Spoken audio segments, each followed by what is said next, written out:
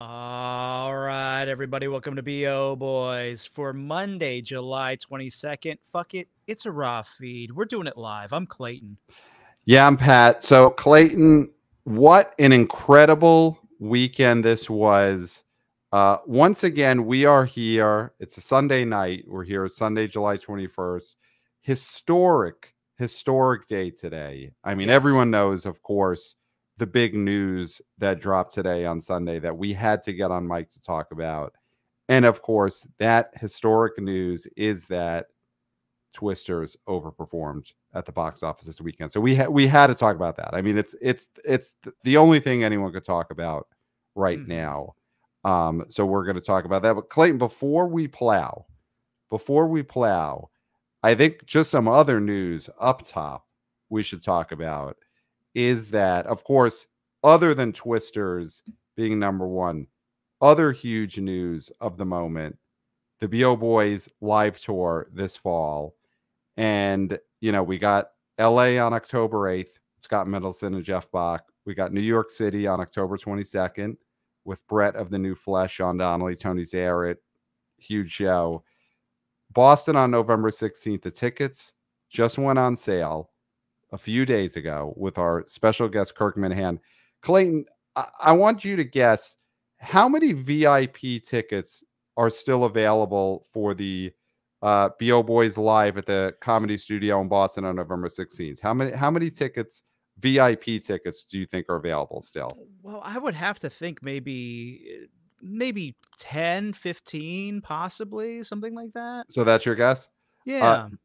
Sold out. VIP tickets for the Boston BO Boy show on November 16th, totally sold out. Of course, there are still general admission tickets. You could still go to the show, but those tickets are going fast. So if you want to see the BO Boys live in Boston with KIRK Minihane, you better get those tickets now because those are flying off the shelves. We are doing Twisters numbers in Boston. Of course, we're doing great in New York and LA. Get your tickets. Yeah. But Boston is a Twister situation. So act now if you want to get in the room to see that historic show. Wow. Yeah. So that is our plow for the BO Boys live show.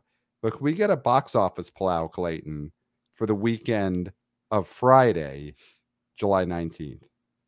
Number one, Twisters made $80.5 million in its first weekend of release. Number two, Despicable Me 4 made $23.8 million, down 45%.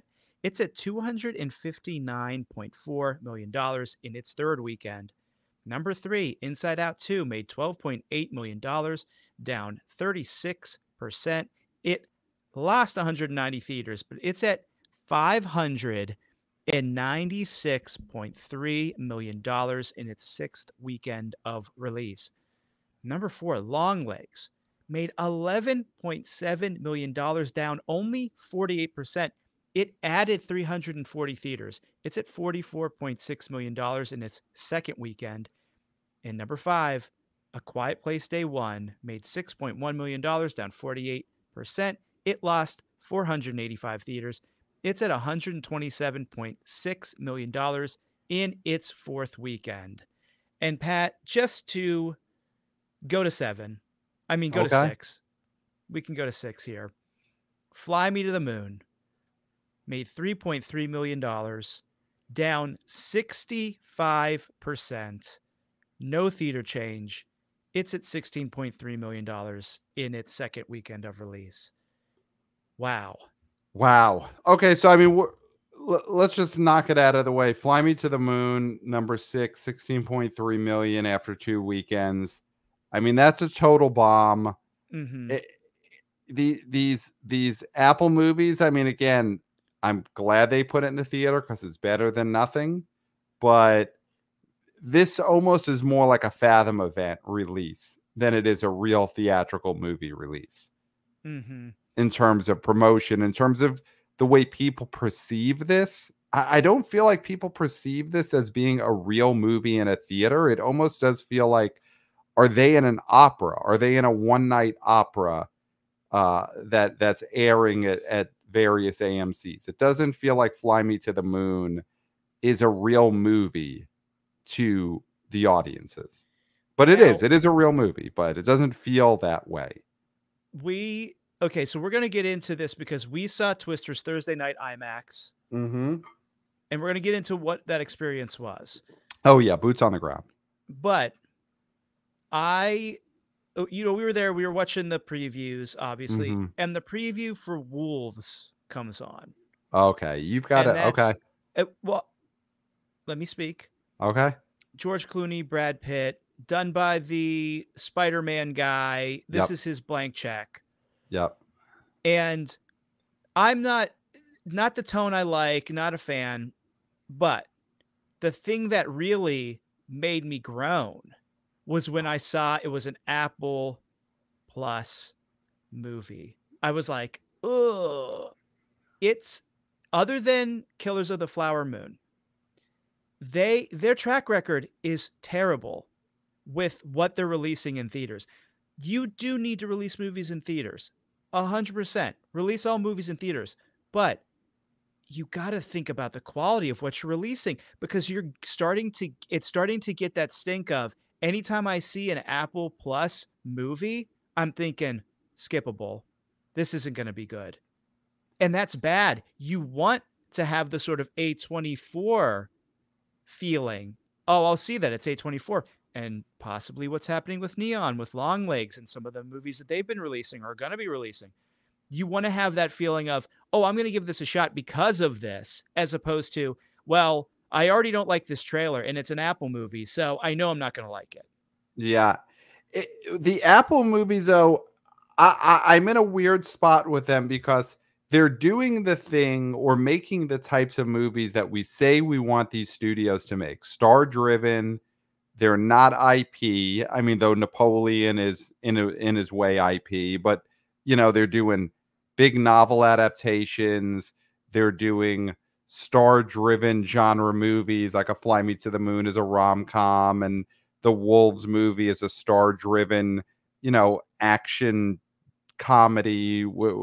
They're doing those types of movies that we keep saying we want those 1990s type movies back. But I feel like a lot of what you're feeling is really from Argyle, because when you look at that list of Apple movies, Argyle is the only one that is a full-on disaster stinker movie that's going to make you have a bad feeling about the brand. But Argyle is bad enough to have done that. But if you look at that list, it really is the Argyle effect is carrying over, because Killers of Flower Moon was up for Best Picture. Napoleon didn't justify its budget at the box office, but it was it definitely wasn't a stinker, and it wasn't a disaster. It's Argyle is really setting the tone for the rest of these Apple movies. And here's the thing. When we always say we want movies like the ones in the 90s and even the early 2000s. When we say that, we want the modern version of those, not the exact sort of movie that we've seen a million times. That's the problem, is that Wolves is a Tarantino knockoff. Argyle is a terrible version of the other. What was the gentleman? What was the movie franchise that guy did before? That Kick-Ass? No, I know what you Kingsman. mean. Kingsman. Which was but that's 2000s, modern. I mean, that's not. Yeah, that's a No, modern but movie. That's not. No, I mean, that's almost, if you look at when that first one came out, that's probably almost 15 years ago. So we're not talking modern. That's what I'm saying, is that there needs to be that new version of what those movies are in order to get people to go see them. That's what it is. It's not just give me a 90s movie or a mid 2000s movie. You have to give me something new that is for adults and people want to see. That's all I'm saying. Yeah, be a little fresh with the concepts here. Yeah, I mean, listen, you definitely have a bug up your craw about this Wolves movie way in advance. It's a tone that you don't like. You're very anti-Clooney, so I think you're coming into that one hot. Anti-Clooney? When did I ever say I was anti-Clooney? I feel like you're anti-Clooney. I feel like you're anti-Clooney.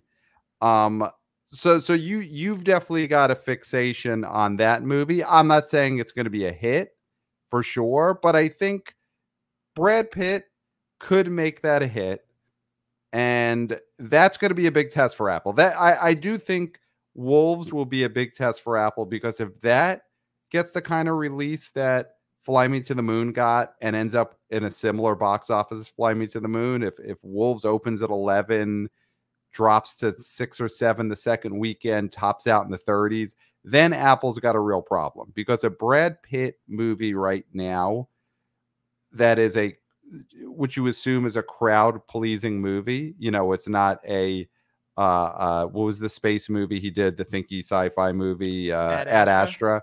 It's not an Ad Astra. It's a bullet train, audience targeted, should be a hit Brad Pitt movie. So if that's a Fly Me to the Moon, then yes, Apple really has a problem releasing movies in the movie theaters. But Fly Me to the Moon, yeah, total disaster right now, other than the fact that at least it's making some money instead of going straight to streaming. Long Legs, let's quickly talk about that one. Came in number 4, made 11.7 million, only dropped 48%. So this is a much better hold than we were predicting coming into this second weekend of Long Legs. It did I don't add think theaters. I think we both were very bullish on this and said that we could see a 50% drop on this. Okay, so we were correct. Okay, so we're great. Yeah. But 48%, this is really strong, because it could have dropped 60 and still been on its way to a great run. Made 22 million, overperforming the first weekend. Horror did have the bad cinema score coming out of the first weekend. So there's a world in which this does drop 60% or more. So the 48% drop, it does show people like this movie, and the word of mouth is good. No matter what the cinema score is, people are promoting this movie to people that they know.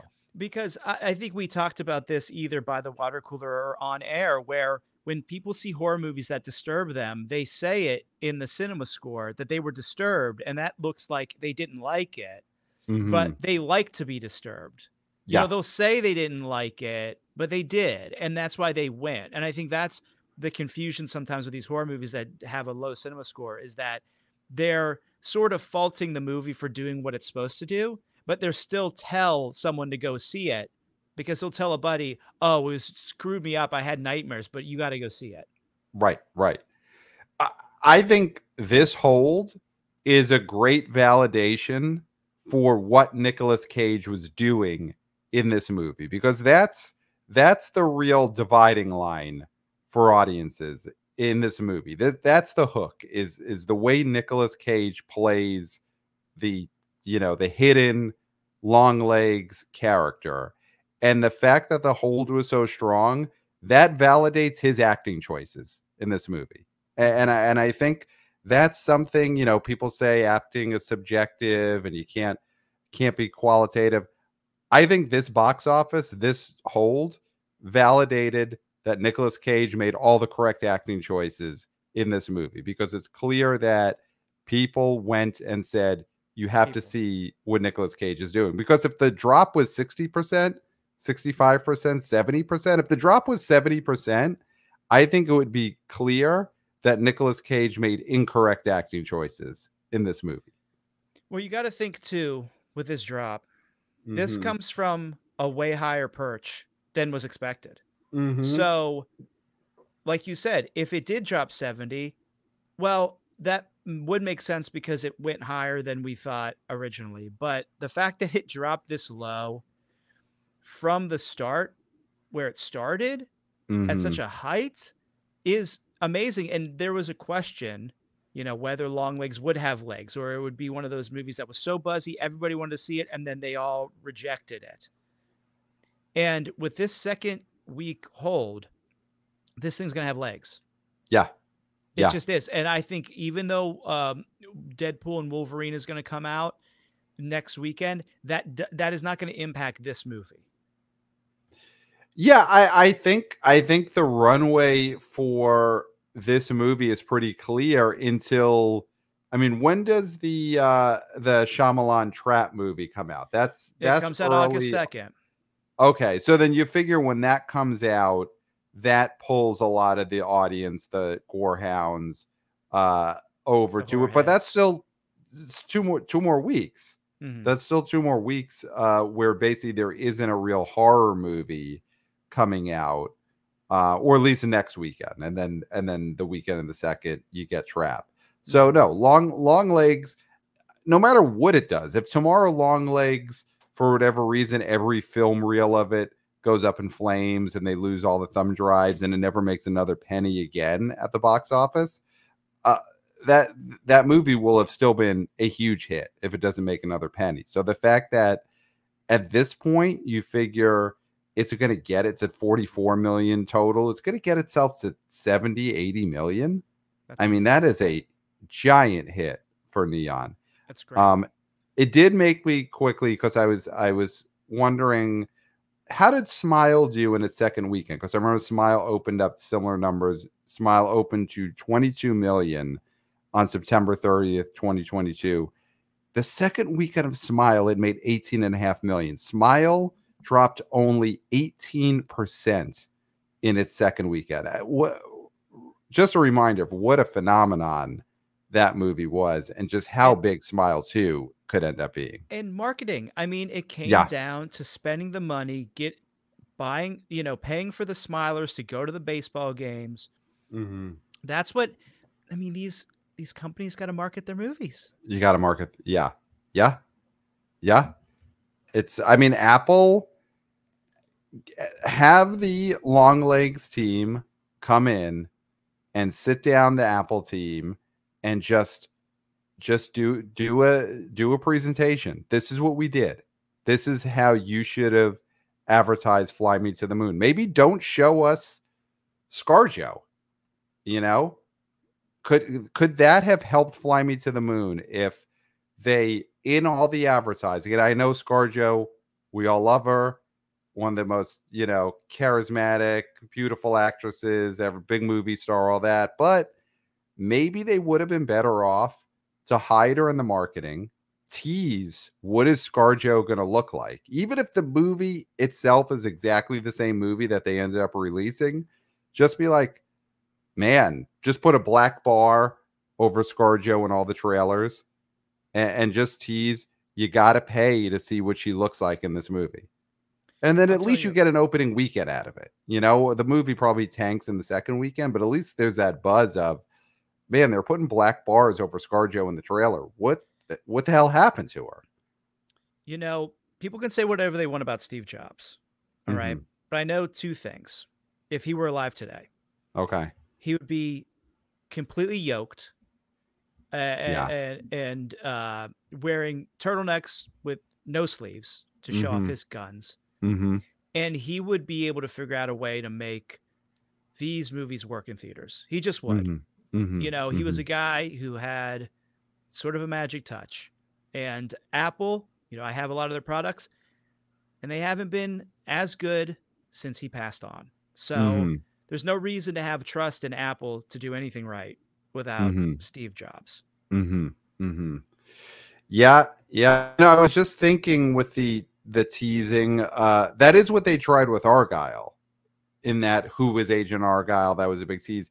I guess the problem is you got to have something that you're teasing that people care about the answer. They Mm-hmm. cared, what the hell does Longlegs look like? They didn't care who Agent Argyle was. I do think they would have cared, though, if you put a black bar over ScarJo and you couldn't see her face until the movie. I think that might have worked. But let's talk about something that definitely worked, Clayton, and that is Twisters. My God, what a incredible opening weekend this was. So it hit 80.5 million. That is the number being called as of tonight. Who knows when the Monday actuals come out? You could see that hitting 81, 82, 83 million, but 80.5. So in our preview, I predicted 75 million. I went Mm-hmm. the highest. You predicted 65, I I think. think I think it went 60. I think it went 60. Okay. So we were using the Jurassic World scale. or at least I threw that out there last week. I You love know, that scale, Jurassic. by the way. I think that should be something we use a lot. Yeah, it's a great scale for rebooting IPs. Mm-hmm. I think that's the specific space place you got to use the Jurassic World scale. So that movie opened to about $200 million opening weekend when Jurassic World came out. Ooh, 208, what was I that? believe. So we use 200 million as what percentage of Jurassic World would Twisters be? And obviously if it would have made 100 million, it's half a Jurassic World. So I ended up going 75 million, which was what, like a 65% of a Jurassic World. So it hit 80 million. So basically Twisters is 40% of a Jurassic World. Mm-hmm. That is the official Jurassic World scale, 40% of a Jurassic World, which is fantastic Mm-hmm. because on the surface, you would think, obviously, dinosaurs are way more sellable than twisters, than tornadoes. But great showing for tornadoes to be even 40% of a dinosaur is an incredible showing. Yeah. I mean, so let's talk boots on the ground. Okay, let's do it. Because we went, as I said earlier, to see this Thursday night, Mm-hmm. IMAX, 8 Yep. o'clock, Yep. packed IMAX theater at the greatest Yes. theater in all of America, Lincoln AMC. Yeah. And But just not the, we'll get to it, not the highest grossing theater for Twisters this weekend. So nope. more on that in a bit. It was not in New York City, and it was not the Burbank AMC in LA. It was also not LA.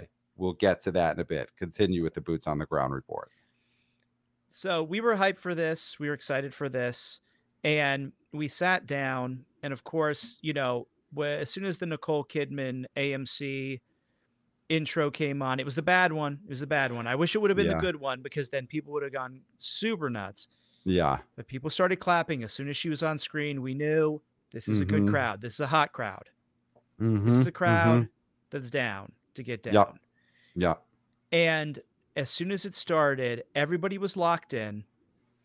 And it's one of those great movie going experiences that really frustrate me when people say, I don't go to the theater anymore because of this and that and blah, blah, and too many people. It's like, it's a communal experience. When you have a communal Mm-hmm. experience of people seeing a movie like this and seeing someone like Glenn Powell really step into a star role, like Mm-hmm.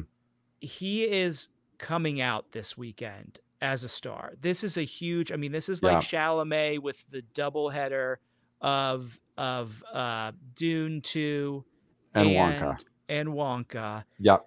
I Yep. mean, this guy was, at a Luke Combs concert, shotgun and beers, and he should be. He should be celebrating because Mm-hmm. we just christened a new star.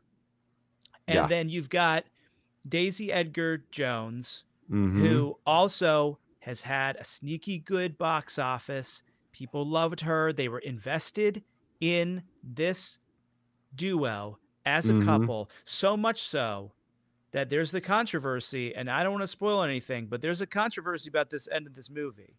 And we talked about this all the way home. And many people who've seen this movie that we talked to also had a take on this controversy. Yep. And it is awesome that this is a controversy. I love Yes. it. I'm not going to say what it is, but if you see it, if you've seen this movie, you know it. Yep. That's how Just search Twister's controversy Yeah. and you'll know it. You'll find it immediately. Yeah. The fact that people care enough Yes. to argue about this, and it's it's not listen, it's not a controversy about the special effect. It's a controversy about the characters, which Mhm. means that people cared about these characters, Yeah. that they were hooked. So it doesn't matter which side they're on, they care. Yeah. And yeah, that's such a great sign that people are arguing about this. And when I walked out of this theater, I thought, oh man, okay, this thing could do 70. Mm-hmm. I thought I went too low. Yep. And I was still too low Yeah. because this hit the heartland. Yep. Much like the titular Twisters, Mm-hmm. this thing hit hard in the Yep. heartland. They wanted to see the things that routinely devastate their communities. They Mm-hmm. were like, I want to see this because Yep. I relate to it. Yep. And that is amazing. Yeah. Yeah. I mean, we talked a little bit about this on the preview. People in the heartland, they wanted to see reflections of themselves getting sucked up into the sky, screaming and begging for their life. You know, they wanted to look up at a real person covered in heartland dirt being just pulled apart and screaming and say, that's just like me. That could be me. That should be me.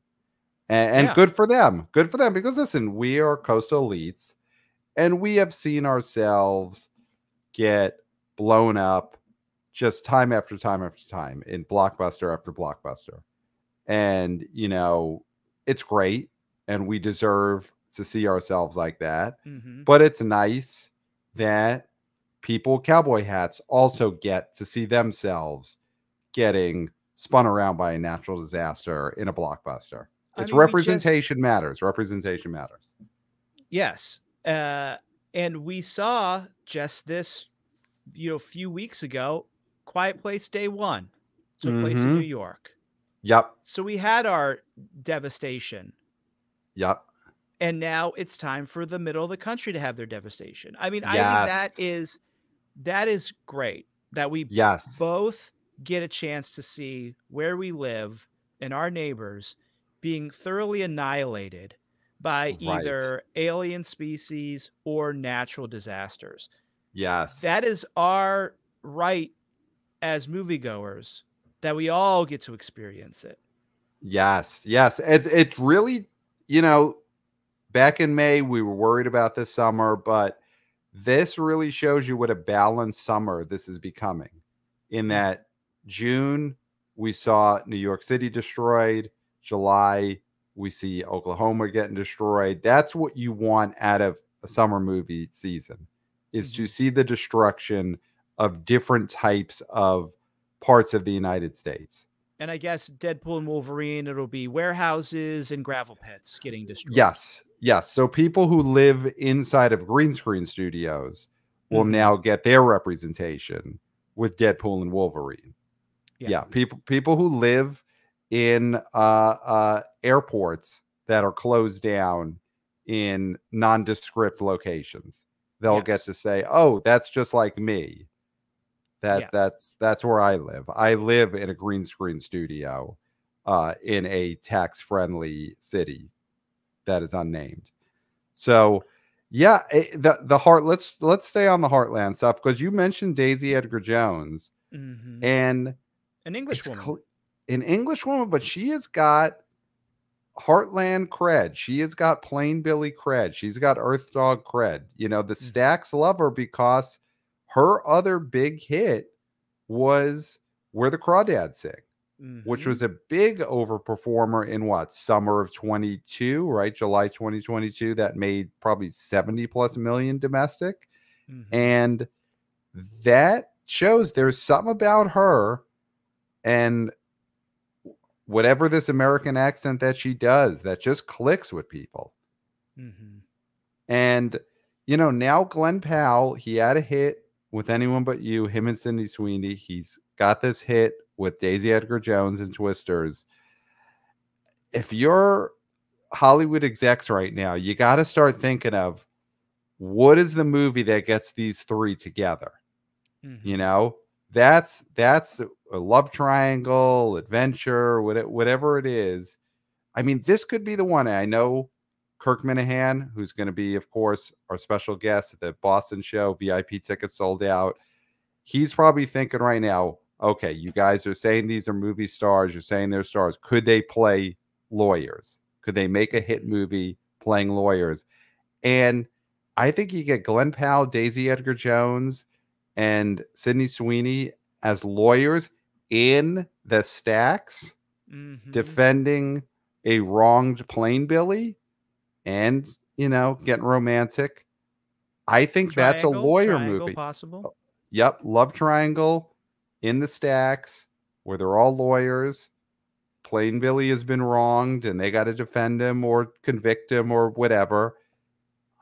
I think that's a possible studio mid-budget lawyer movie that could be a hit because there's something about those three, and you get them together and you play off of those two other hit movies. I think people want to see these stars together. And obviously that's the big test. It's one thing that there's stars up against Twisters. I think though they could be stars as lawyers. That's how much I think people like these actors. I've got a great title for that movie. Okay. Hillbilly Lawyers. Why not? Because it could be, are the lawyers hillbillies or are they lawyers for hillbillies? It works both ways. Right. So speaking of hillbillies, the highest grossing cinema, which is something you teased earlier, was not in LA. It was not in New York. It was not in Boston. It was not in Philly. Okay, it had to be Chicago then.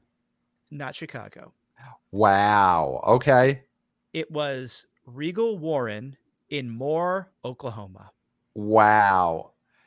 Clayton, we haven't done this in a while, but I'd like us to just take a moment because, I mean, Warren, Oklahoma, I think deserves this for being the #1 theater for the #1 movie in America. I'd like to clap. I would like to clap for that Regal in Oklahoma for being the #1 highest grossing Twisters theater this weekend. Do you have any opposition to clapping for this Regal theater in Oklahoma? On the topic of clapping, I say yay. All right. So, and of course, wanna-be-o boys, wanna-be-o girls, wanna-be-o people. At home, whether you're at home on your chair or you're driving a car, feel free to take your hands, out of your shorts or off the wheel right now and clap along with us. So now we will clap for the Regal Theater in Warren, Oklahoma. Here we go.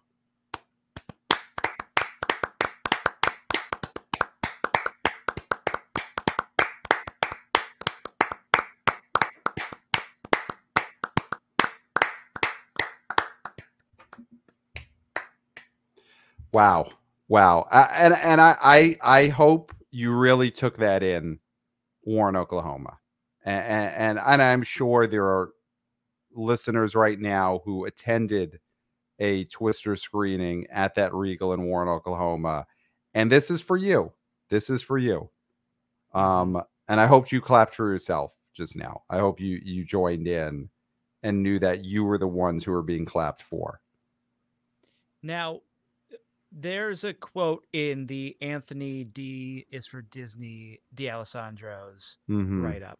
Must read every weekend. Yep, must read.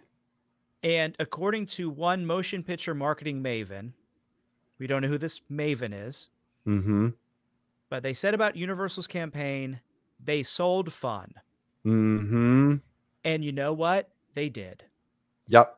They showed us that we're going to see Glenn Powell in a white shirt, looking buff, being a good old boy. We're going to see Daisy Edgar Jones looking pensive, looking intelligent, looking like, do I like this guy or not?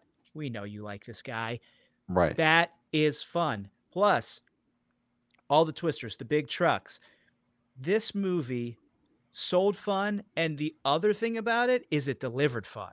Yes. Right? Yes. That's the most important thing, is because you can sell me fun, but if I get home and it's not fun, I'm going to be upset. Right. And you don't want him to be upset. No. And so this was a movie where the #1 reason for buying a ticket, 48% of people said it looked fun and exciting. Take that to heart, motion picture makers. Most of the things you put out don't look fun and they don't look exciting. Right?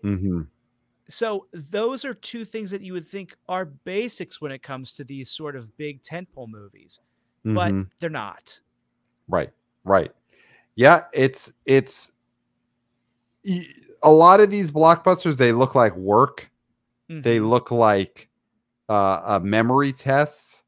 And Mm-hmm. Twisters, they look like, the Ghostbusters reboots, which, they've done well, but they haven't. There's been no $80 million opening weekend for a Ghostbusters sequel, and those movies look like cry fests, even though they're supposed to be sequels to a 1980s wacky comedy movie. Mm-hmm. And Twisters came in, and it wasn't about uh, the characters immediately mournfully looking at a black and white photo of Helen Hunt, whose character died off screen in between movies. Mm-hmm. There wasn't, and message with Kirk over the weekend. He had seen this movie, and he mentioned that maybe he was a little disappointed by the lack of Bill Paxton, but I do think they're better off not having done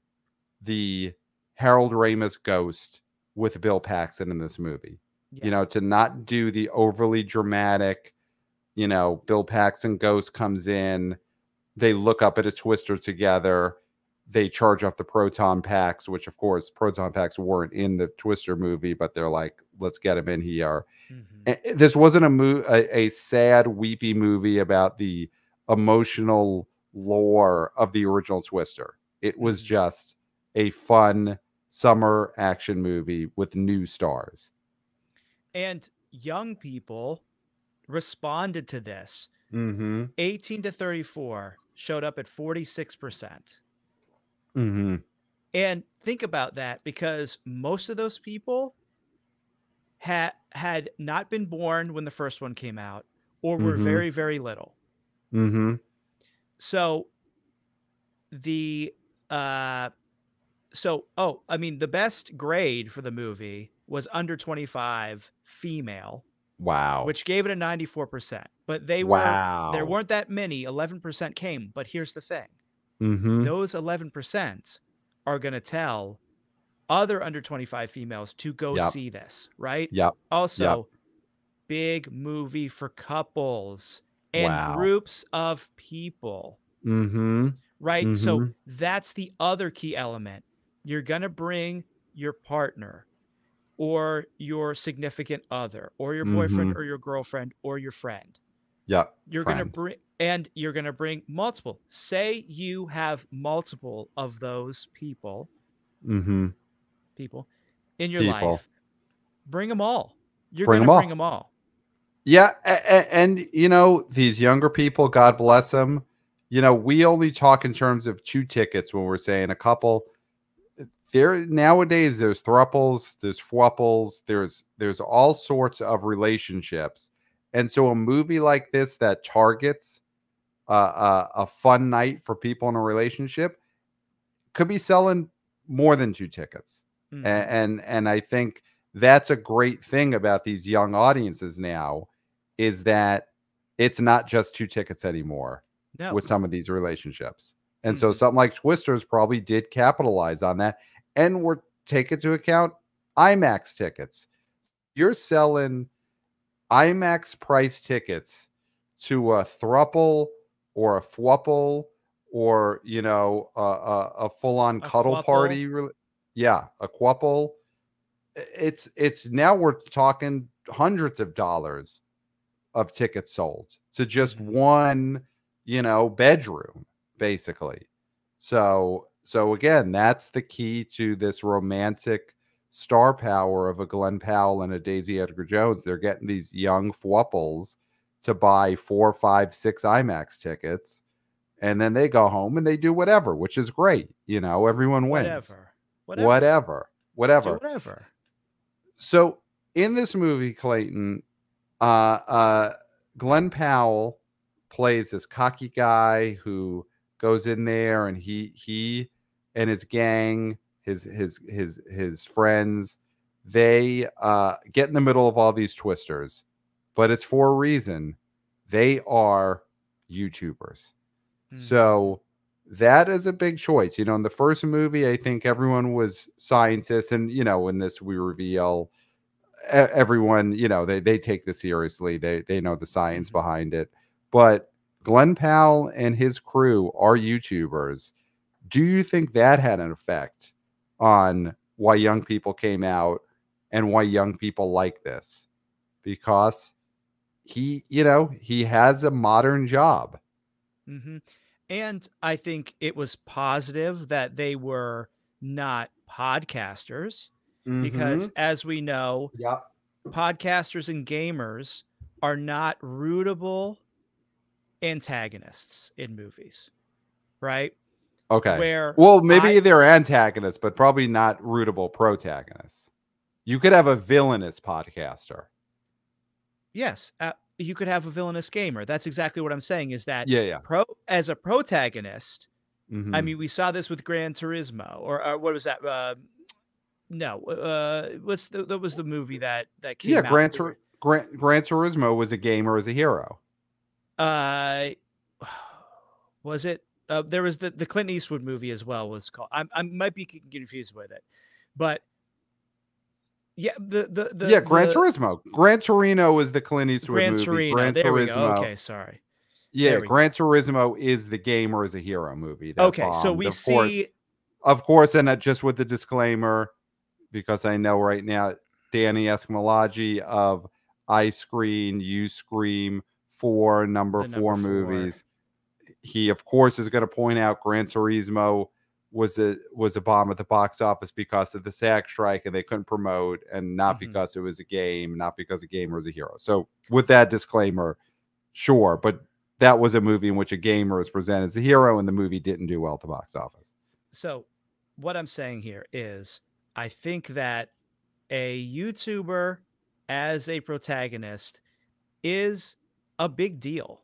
Like, Okay. that is, I think, breaking a glass ceiling because most of the time when you see a YouTuber as a character in a movie, you can't take them seriously. Mm-hmm. They're played for laughs. They're Mm-hmm. played as a joke. The Mm-hmm. whole idea that they make money off social media is looked at as toxic and poisonous. Right. Right. And in this movie, the only person other than our female protagonist who Mm-hmm. has all only good intentions is the YouTuber. Mm-hmm. And his fellow YouTuber crew, because Yeah, this movie does do a good job of showing when you have a hit YouTuber, there's a whole family behind them that makes it work. You know. like Team 10 was, and we can go on and on. The Mr. Beast family, I'm sure they have Yep. a name. Right. So, yeah, those crews, I mean, this is positive representation for YouTubers, which Mm-hmm. is rare. Yeah. Yeah. Yeah. If you're Logan Paul, and of course we talk about a lot about how Logan Paul could be used in these movies, but if you're Logan Paul and you see Twisters, or you have shown clips of Twisters on TikTok, which is probably how he intakes movies. But if you see Twisters in this positive representation of YouTubers, you've got to feel pretty good this weekend. You've got to say, again, like the plain Billy who sees himself getting sucked up into a tornado and says, "That's me." If Logan Paul sees Glenn Powell's portrayal of a heroic YouTuber, he must say, "Wow, they got me.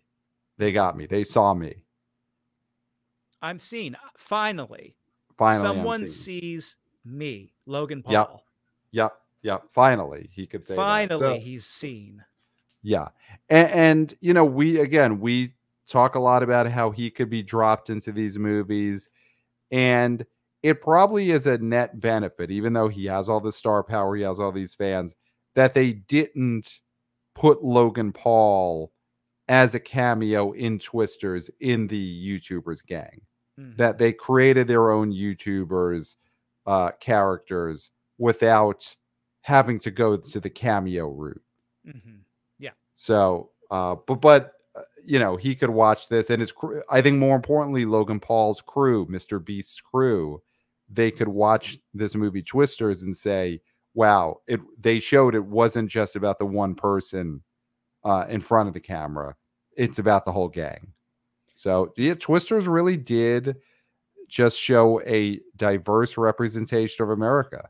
They showed Plain Billies, they showed Earth Dogs, they showed British women doing American accents, and they showed YouTubers and YouTuber crews. That is showing the wide array of people that make up America.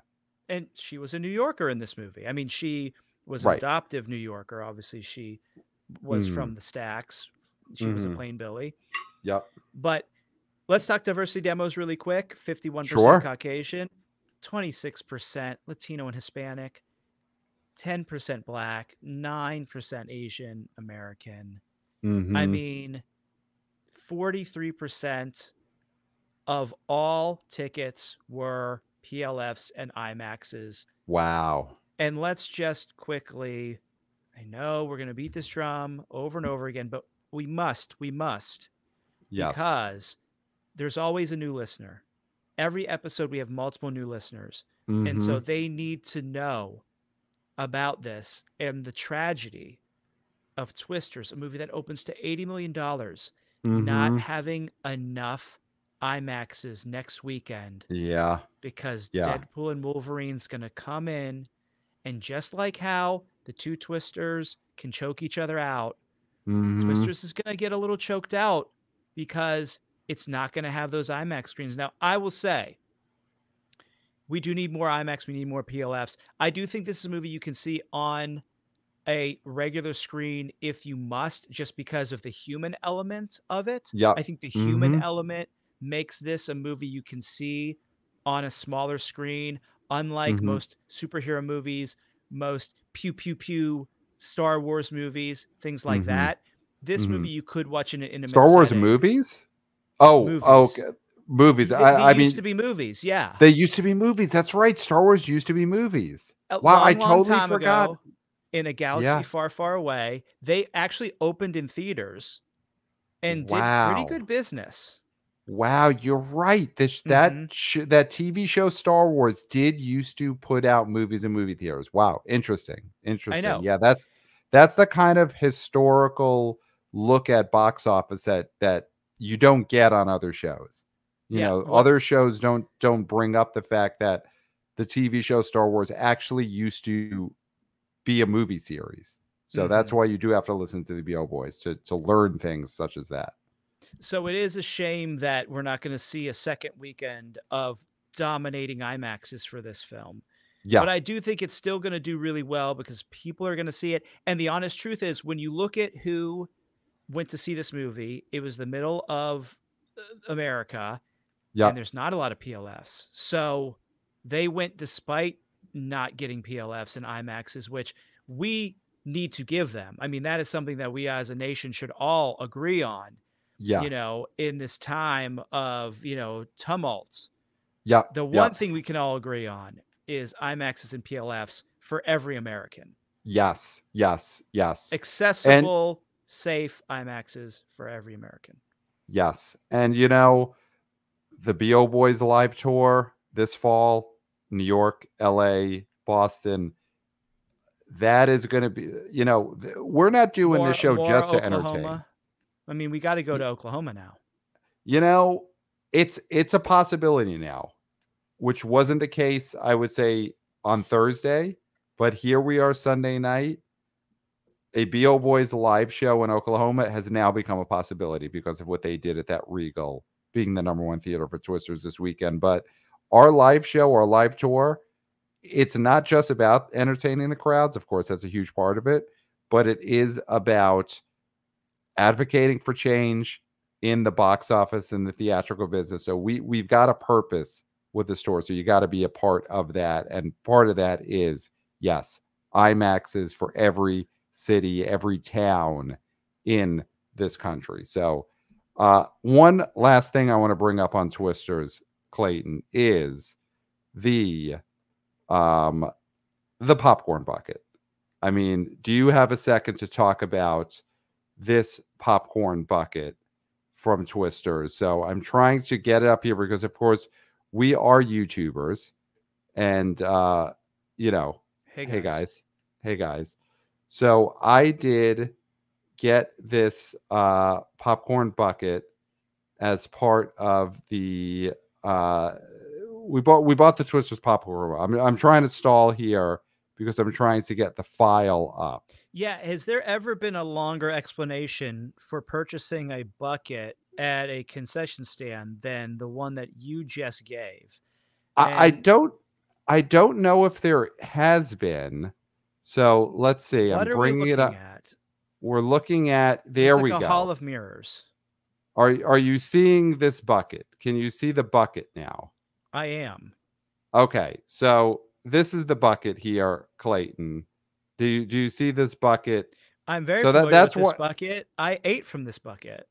so that is, of course, why you have to subscribe to the YouTube channel, and listening on just a podcast feed, you're only getting half the story, because if you're only listening to the podcast, you are not right now seeing the Twisters bucket that I bought that we both ate from. Mhm. So, Clayton, how much did this bucket increase the viewing experience for you? Because I got to say, it really ratcheted things up. I would say 20 or 30% for me in terms of enjoying this movie, having this Twisters bucket. Would you believe that Mm-hmm. this was my first ever experience with a novelty bucket from Really? a movie? I don't think I've ever purchased a bucket that was emblazoned with the images from a movie before. I mean, I didn't purchase it, but I experienced it. It was as if I had purchased it. Yes, yes. You ate from this Twisters bucket as if you had spent the money, even though you didn't. It nourished me, Yeah. Yeah. and I felt like there was some ownership there Yeah. by So, being nourished by it. I think it did really help the experience. Also, they were legion in the theater. mm-hmm. People were Mm-hmm. very excited about this bucket. We saw people walking out of the theater. We saw people on the streets of New York City Mm-hmm. with this bucket swinging Yep. as if they Yes. were John Travolta in Saturday Night Uh, Fever. yes. Yes. Yes. With the paint Just can. Yep. strutting down the street, Yep. swinging the Twisters bucket, a country song playing behind them, obviously, because this was a movie that had a lot of country music in it, which I enjoyed in Mm-hmm. this. When a movie has a good soundtrack for what it is, I enjoy Mm-hmm. it. Mm-hmm. Yeah. Yeah. Here is, and the thing about this bucket, as Mhm. opposed to, say, the Dune 2 bucket, is this Twister's bucket is just a straight old-fashioned bucket. It's Mhm. a bucket with a handle. It doesn't have a top that is shaped like a sandworm. It doesn't have like a suctiony opening to it, where you could put your hand in there, you could put other things in there. This Twister's bucket doesn't have this. This is just, it's a pail. It's an old-fashioned pail, and there's no fanciness or accoutrements. It is just a vat to put popcorn in. And I think that really gets across what Twisters is all about. Mhm. This is not a fancy coastal elite bucket with all these quirks to it. This is just, a plain Billy's Earth Dog type of bucket. This Put is your a feet in there and you reach in, and that's it. That's all you need. this is a meat and potatoes popcorn bucket. Yes. Yes. Is what this Yes. is. Yeah. So I love this bucket. I am going to keep this bucket. I think, who knows, this bucket now, being in my office, just being on the show, it's probably going to inspire other people to buy Twisters tickets to see the movie. Mhm. So that is what you want out of a movie bucket, is Mhm. you want it to have your popcorn, and you want it to then evangelize to other people, oh, you should go see this movie because you saw someone else carrying the bucket. So Mhm. great job out of the Twister's crew on creating this bucket. So there you go. So Clayton, anything else we have to say on Twisters, or do you think we've covered this movie? Well, I think there's going to be much more to say in the coming weeks because this movie has, I want to say, a clear path because obviously Deadpool and Wolverine are coming through. But Mm-hmm. I think the enjoyment people had, the word of mouth, the way the buckets are really resonating with people on the coasts and in the middle of the country.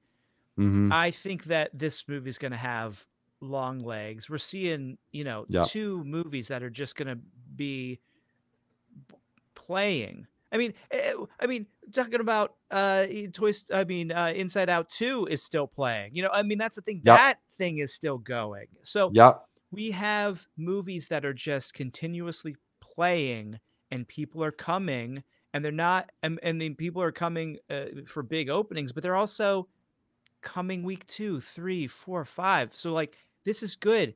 That means that movie going is becoming a thing people do. It might not be the number one thing people do, and that's on them, and that's between them and God, Mm-hmm. but it could be the third, second, fourth thing that they do, and they show up for it.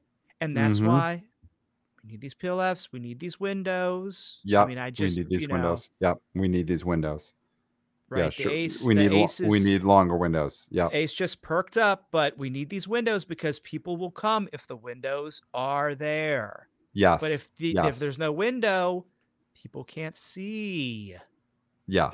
Yeah. So of course the BO Boys live tour this fall. Listen, it's the most important uh it's the most important fall of our lifetime, I would Mhm. say.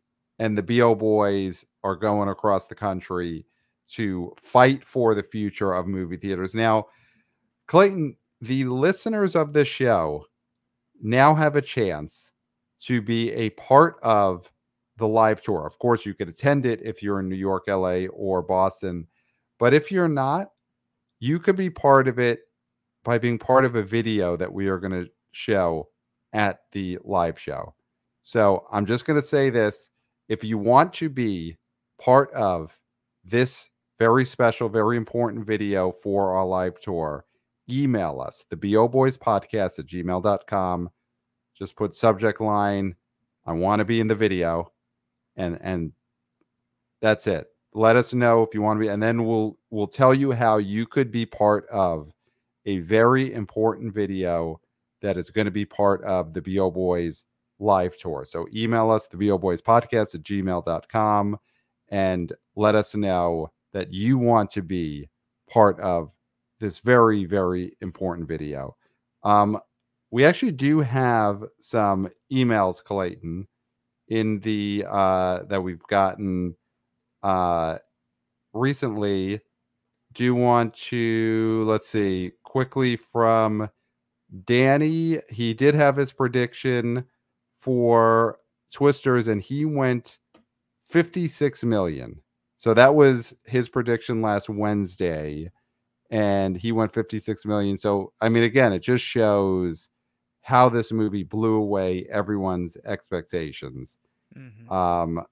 Quickly from wannabe oh boy Sean. So he wrote this to us about the Boston show. So Sean wrote, "Hey guys, I just spent $40 on 2 VIP tickets for the Cambridge show. I get to meet Clayton and Pat and bring wannabe oh bro with me for the low cost of $20 a ticket, and I get to see the show with KIRK Minihane. You should jack up those prices, especially in Boston. The Minifans and wannabe oh people will pack the place, and it'll be a beautiful moment to see these two groups show up as one. I wouldn't have blinked if you charge hundreds of dollars for this experience. No candy for me unless blood sugar level dictates. Can't wait to meet the boys. Signed, Sean, alcoholic, diabetic, VIP ticket holder." Mm-hmm. Very nice. And you know, I got to pat ourselves on the back because Sean's right. We could have charged hundreds of dollars for those Boston VIP tickets, and we did not do that because we care about our listeners, our fans. So, Sean, enjoy those underpriced tickets for the Boston show. Got a very nice email from Matt in Maine. Said November can't come soon enough.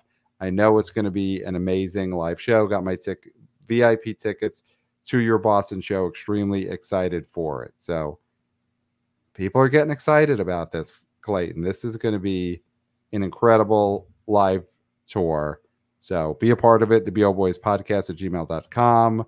Watch us on YouTube, of course. We are YouTubers. Hey, guys. Hey, guys. So go subscribe and watch the videos on the BO Boys YouTube channel. 5 stars on Apple Podcasts. Follow us on social media at the BO Boys Pod. Of course, Wanna BO senior intern Christopher is just killing it with the vertical video clips on Twitter X and on TikTok at the BO Boys Pod. And yeah, I mean, Clayton, is there anything else to say? I got nothing left. Pat, you've said it all. Oh, wow. And there's nothing left to say. Oh, thank God. All right. Except for until next time.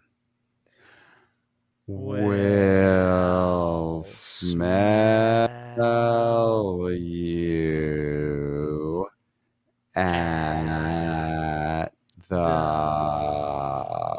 box office. Nailed. Nailed it.